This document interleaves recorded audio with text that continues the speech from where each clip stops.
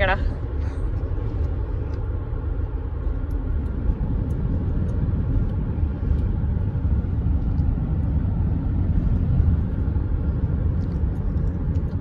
We're at the gate. We're at the gate. Woohoo! Yay!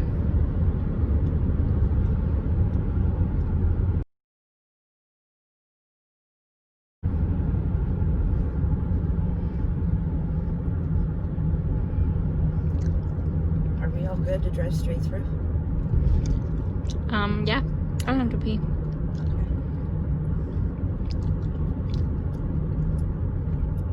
I just had to make sure before I did the pull off. And it's down in the green, so we're good for that.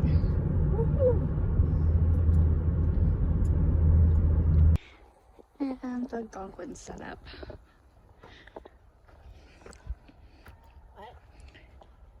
What?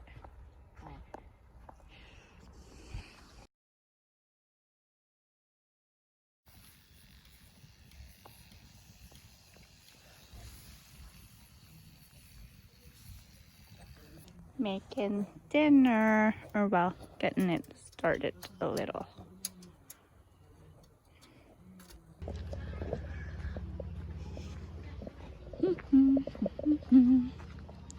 Oh, I didn't bring water.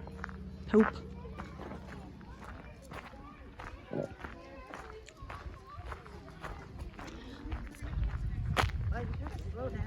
Oh, sorry.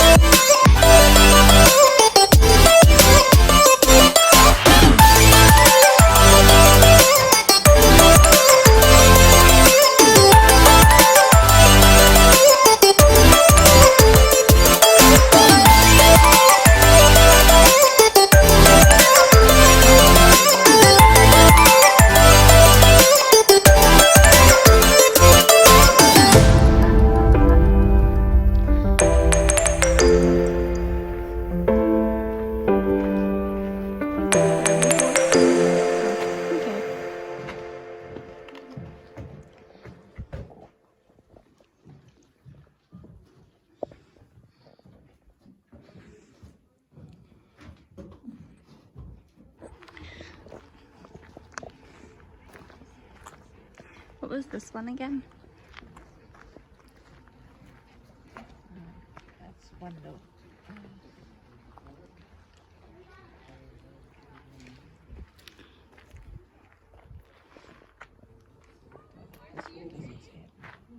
No. Does it say in the book?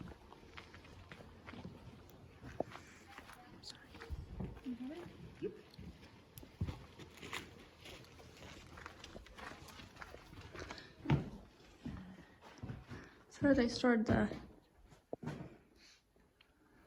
This is the Steve. Hmm.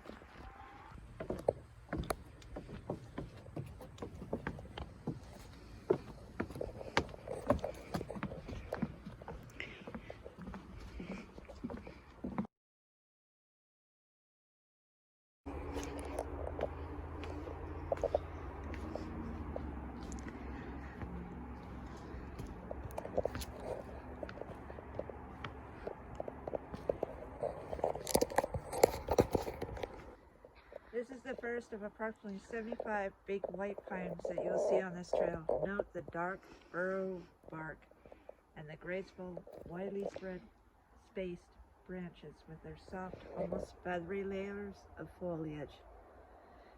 If you could see the needles up close, you would see that they are borne in clusters of 5.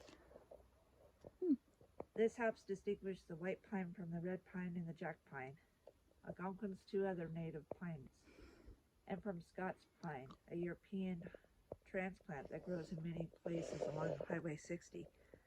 All of these other pines have needles and clusters of 2. Cool. The sweep in this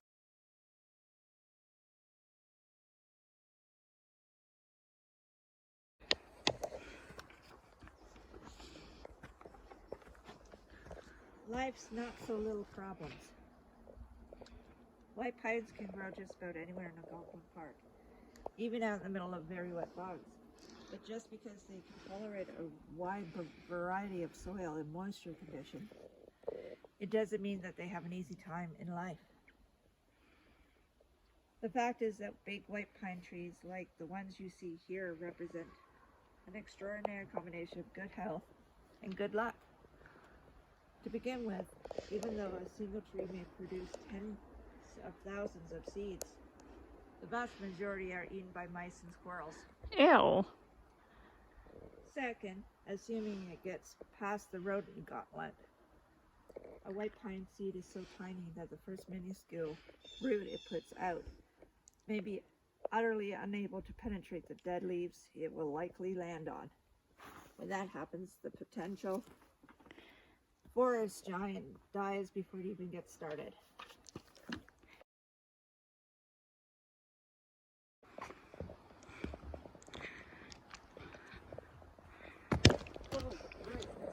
Yep. Thought I lifted high enough and I didn't. So this is how to grow a giant.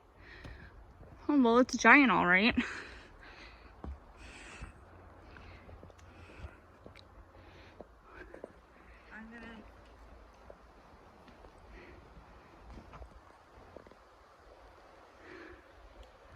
This is the biggest white pine you will see on this trail. It is 37 meters, 122 feet. Oh, crap. Has a diameter at chest height of 1.14 and weighs estimated 20 tons. Well, that's fun.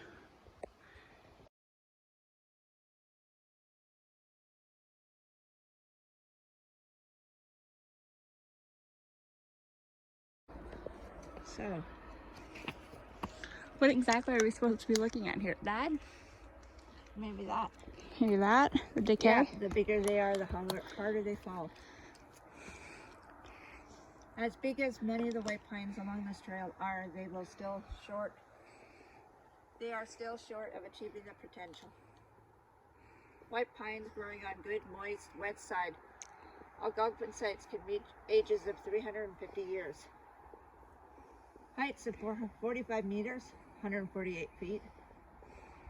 And trunk diameters at chest height of 1.2 meters, 48 inches. Wow. That's... We know this because trees.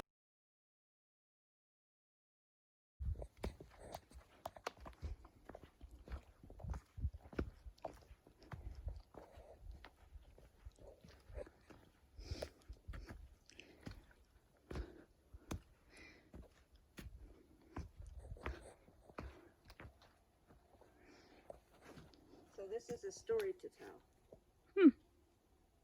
The long, moss-covered mound you see here with the hundreds of seedlings growing on top has a story to tell. The story is that sometime around 1890, loggers felled a giant white pine right here. When they had it down in the snow and had taken off the top and all the limbs, they discovered some defect in the trunk. They took the good part and left the defective part to rot in the forest. Now, over a century later, the decay process is still not complete. Nope, it's still here.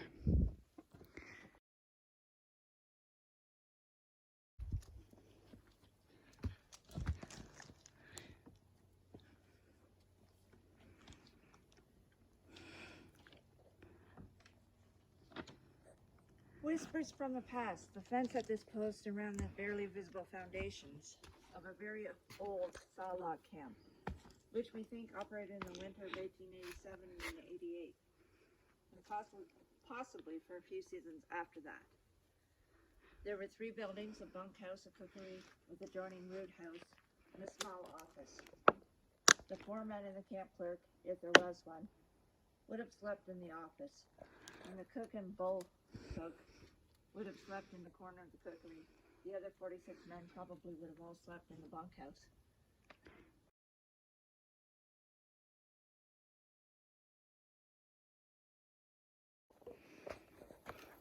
So it's difficult to imagine the life led by the men who worked at the camp you have just passed, isolated in the wilderness and far from their families and all winter long. And yet, in spite of the isolation and the almost non-existent means of transport in this area, the whole point of the men being at the camp in the first place was to cut down 7,000 huge trees and somehow get them to the company's mill. Pearly and Petit's mill was located in Ottawa, 160 kilometers away.